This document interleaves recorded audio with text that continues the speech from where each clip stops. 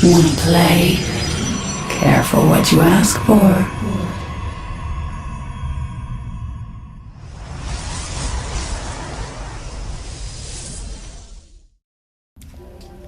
Hello everyone, and welcome to yet another StarCraft 2 cast. My name is Ian Valentino, and we will be jumping into another game from the Nebraska Esports Association StarCraft 2 Open, the NESPA Open, and this was played in Lincoln, Nebraska. This is Game 2, Round 2 of the winner's bracket. This is both their first games, but this is their second game in this match. So let's take a look at who's playing. Down here in the bottom left of Zamaga Caverns, we have Jayhawk, the blue Terran, and in the top right, we have the green Protasha, who is now warping in a wondrous pylon, and that pylon will be important because she is playing for the chance to move on in the winner's bracket. It is a double elimination tournament, so even if that pylon never finishes and she loses this game, she will still have a chance. There is a loser's bracket, as I said, but that is a best of one, so it's definitely in your best interest to stay in the winner's bracket as best as you can, because there are best of 3 games there, and you can have multiple chances to play against your opponent. It is a $100 for first place prize. It is a $100 for first place prize, $50 for second, $25 for third place, and it is sponsored by Quick Tech Computers. That is quicktech.net with a Q instead of a CH.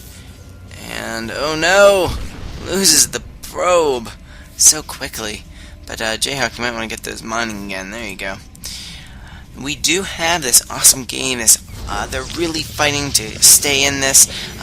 Sponsored by, like I said, Quick Tech Computers. They did supply all of the computers for this LAN event, and so they were awesome people to work with down in Lincoln, or up in Lincoln, over there in Lincoln. I don't know exactly where they are latitude, longitude-wise compared to me, but over there in Lincoln, Nebraska, in the Midwest. Jayhawk not doing anything too sneaky, not putting down 2 barracks before his second supply depot or anything like that. He's just going to spend his minerals as normal, and wow, look at how low his mineral count is. It just was down to zero minerals and like 6 gas for a second, so already very good. He only has 1 SCV on each of these geysers. He needs to get at least 2 on each if he wants to make those worth it. I guess you could be just saving it for later, but that's definitely not the best use of your resources, especially when it is 75 resources. Protasha is making Zealots first as expected, but if there is going to be any quick Marine Marauder play, 7-minute push, Protasha will need at least a sentry coming out now, but she's still working on those Zealots, or warping in another pylon, getting her warp gate tech, and at this point it still looks very much like a 4-gate. Her energy is all gone.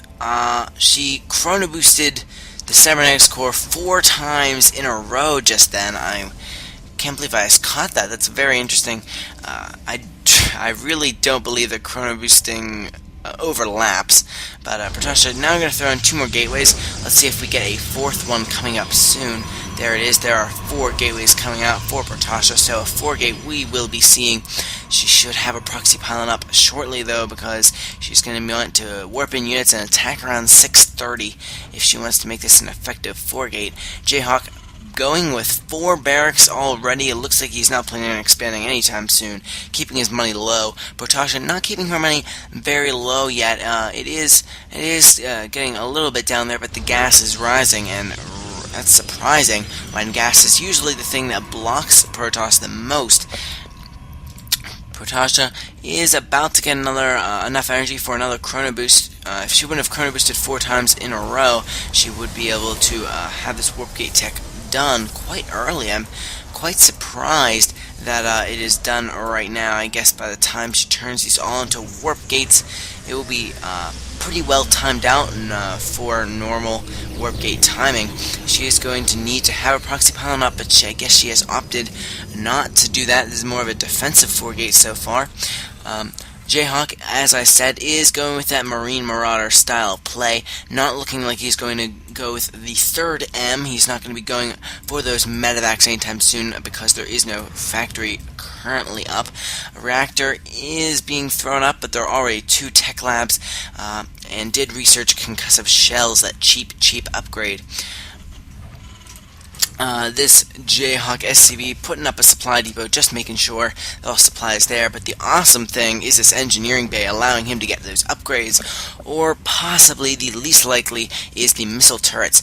Protasha now moving across the field, and let's see if this stalker is able to do any damage, because this 4-gate is going to be a nice looking push.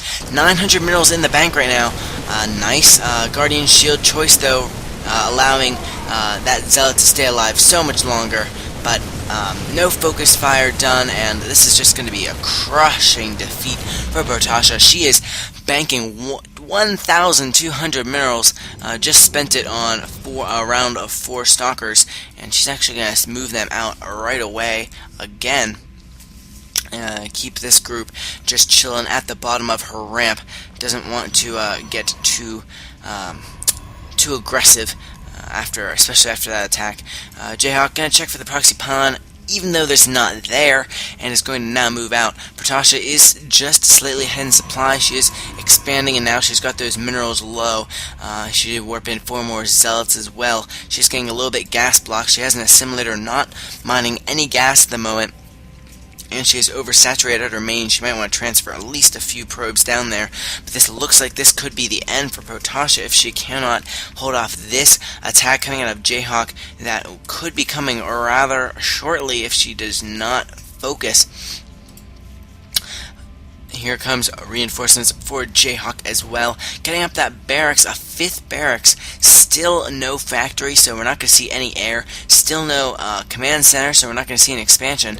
And 1 SCV is currently mining gas, so he's not going to be going for any major marauders at the moment. He actually can't even afford combat. He can afford combat shields at the moment. But here comes the attack out of Jayhawk. Whoops. Here comes the attack out of Jayhawk, and let's see if it does any damage. It looks like this force from Protasha might be able to hold it off if all units get into the attack, but all this concussive shells slow down the zealots from attacking, and these stalkers are not going to stand much of a chance alone, especially against the marauders, and these marines are not even going to be focus fired. 3 more stalkers now up here, but I don't think it's going to be enough. They could focus down a few more stalkers. If Protasha decide to micro, these stalkers might live a little bit longer. Are they going to make it all the way? She needs to focus fire, loses a stalker, and I don't think 1 stalker is going to beat this number of zealots. And I don't think this number of marines, and I don't think this 1 zealot is going to be able to hold out against these marines. However, 3 more stalkers are incoming, and this 1 zealot is going to beat out that singular marine just barely. Reinforcements coming from Jayhawk. There are 2 marauders on their way, but there is a ton more waiting at the base, and I think Protasha just really needs to get up some more gateways. There we go. She is going to get some 2 more gateways just at her robotics facility. She needs to build something out of that, perhaps an immortal soon. She needs to get more gas. That is, she is getting gas blocked. This number of stalkers should be able to hold off these 2 marauders, but I don't know if it can hold off all of these units back home. No upgrades being researched from this quite early engineering bay. It's quite early only if you consider the fact that he's done nothing with it.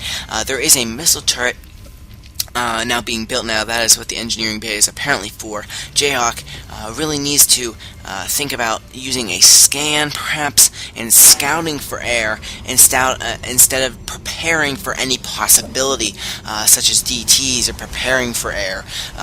It is best to put it up if you know it's coming instead of putting it up because you're afraid it might come. But it is, if you don't have the ability to scout, although Jayhawk does, because he could instead be dropping mules, he could, especially he does have the energy, he could just send a scanner and see if there are any air units hanging around the area, or at least get a good idea. But this gigantic force from Jayhawk, 67 supply, building plenty more units as well on the way. That's 5 barracks worth, and one of them has a reactor on it. So all of these units are going to crawl across the map.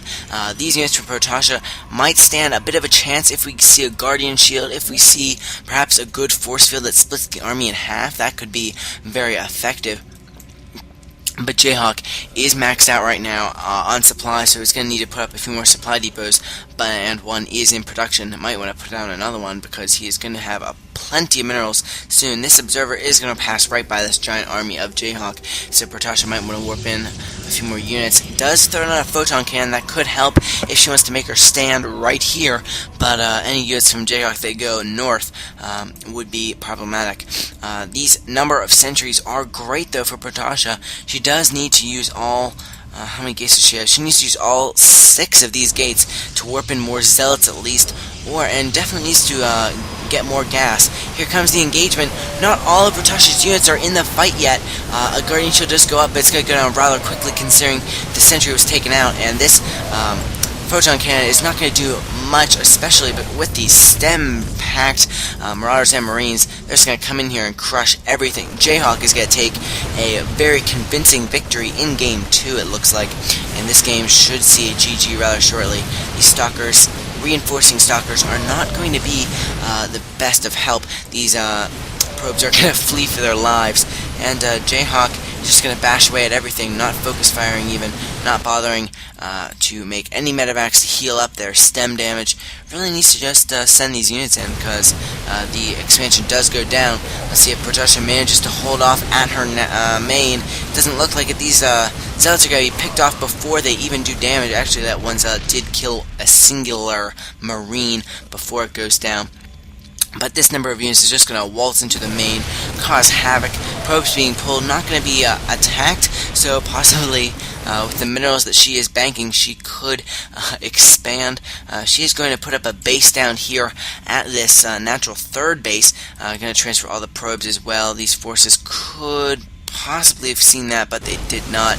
All these Stalkers are going to try and do a little bit more damage, but they're not going to be successful. Pylons are going to be taken down. A little bit of gas is going to be mined, but now Protasha is not the one banking the minerals. It's going to be Jayhawk, who is going to have so many minerals. 1,500 actually did just start a small round of units. And here comes a few more warped in units from Protasha using the 5 gates that she does have, and is now going to be mineral and gas blocked. Not going to be able to hold off this attack. She's going to lose all of her technology, lose all of her probes. Protasha does throw down the GG after she loses her expansion. Could have cancelled it and built up another one, but it didn't seem like that would be quite effective.